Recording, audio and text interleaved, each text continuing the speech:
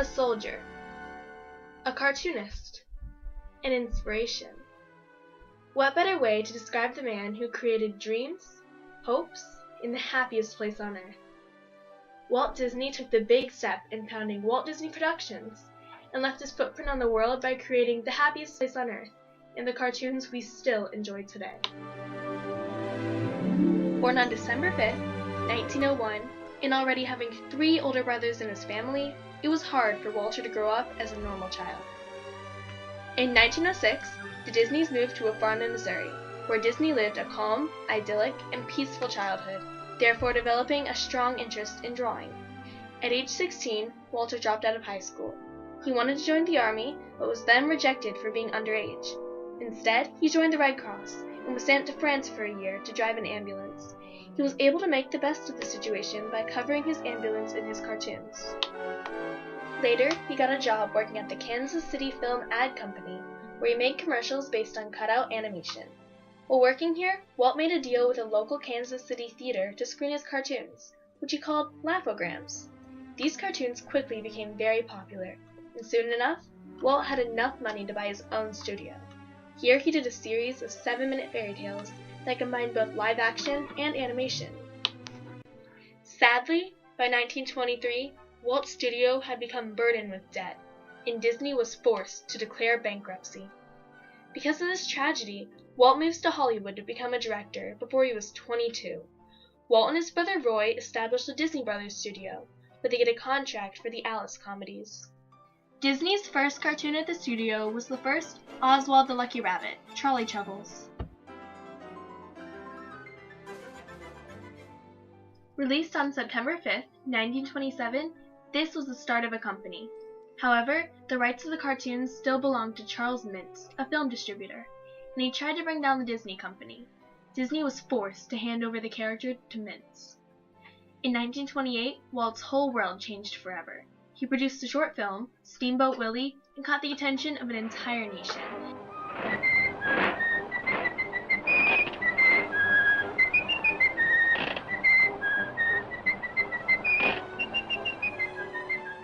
His combination of sound and animation inspired millions after just one short film. Walt Disney's legacy continued as he grew in popularity, creativity, and individuality.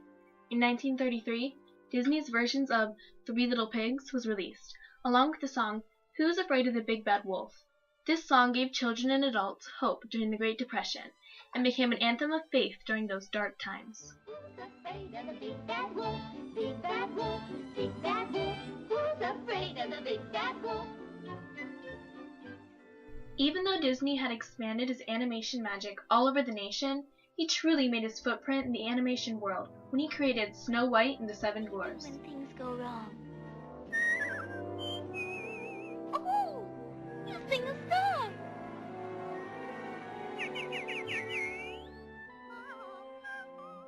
This was the longest film Disney had ever made. He used Technicolor and other technologies he had never used before to produce this incredible masterpiece. It is known as one of the greatest, most creative animation films, even today. By 1938, Disney acquired a 50-acre lot to build a new studio in Burbank, California. He collaborates with Leopold Stokowski to create a movie that combines animation and classical music, Fantasia.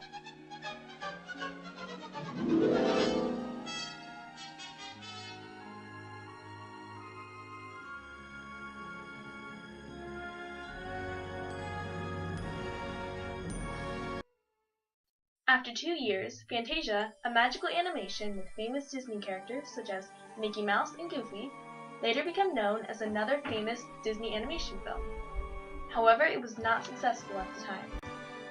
In 1939, Walt wins an honorary Academy Award that is very unique. It has 1 full-sized Oscar and 7 miniatures. They represent Snow White and the Seven Dwarfs. Even the advanced technology and sound equipment used in both Fantasia and Pinocchio was not enough to make both of these classics a big hit in the 1940s.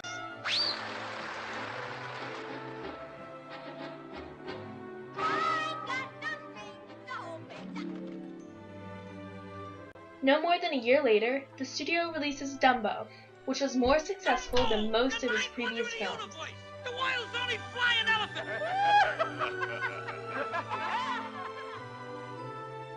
The United States also entered World War II around this time. Children and families used Disney's animation as a sign of peace, hope, and love. However, around this time, Walt's father Elias passes away. Later, in 1942, Walt releases Bambi, which to this day is the most naturalistic film Disney Studios has ever released. It is not successful commercially yet.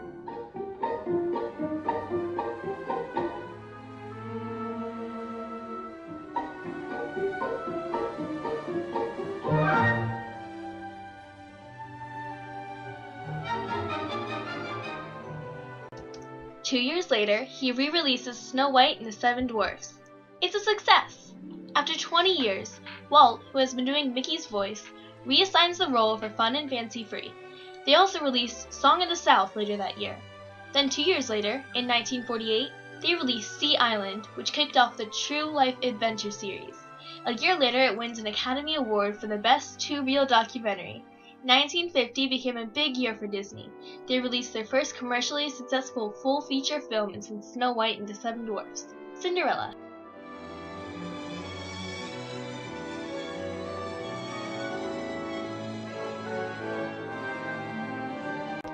They also released their first all-live-action movie, Treasure Island.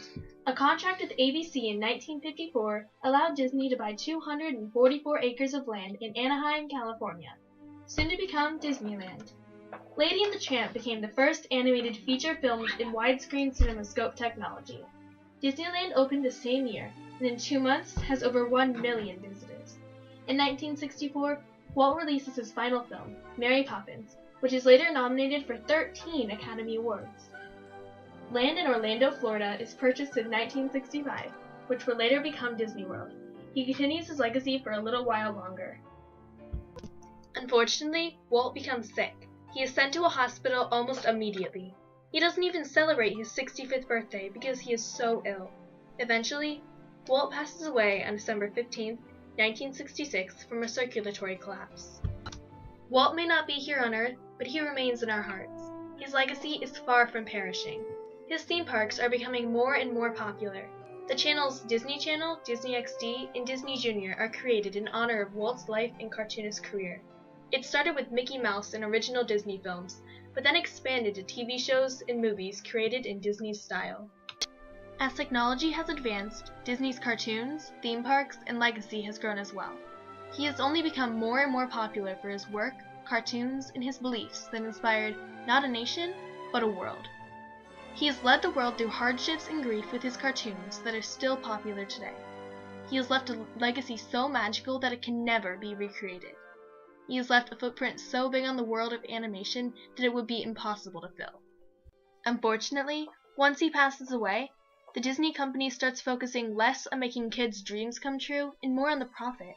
Although they still use some of his general concepts, they focus more on the money and not so much on the smile. Of course, we all know that if Disney was still here in person, he would still be making kids' dreams come true. But it's not the Disney company that had a change of heart. Society has grown, and it has turned everything that used to be special into something less important than the amount of paper and metal in our wallets. When he followed his dreams, he led a country, a continent, a world. People follow his ambitions, even today, and kids dream about the wonderful ideas of Walt Disney. His ideas give both kids and adults hope when it seems that all hope is lost. We will never again be able to relive through the legacy that Disney has left us. His creativity and morals can never be created. He is a character who only stayed for a little while, made his mark on the world, and left us lost without him and his ideas. He is far from gone, though, for his dreams are already growing inside of little children's hearts that cannot be forgotten. He has left a tremendous glow so bright that it cannot be extinguished, and he will not be forgotten until the end of time.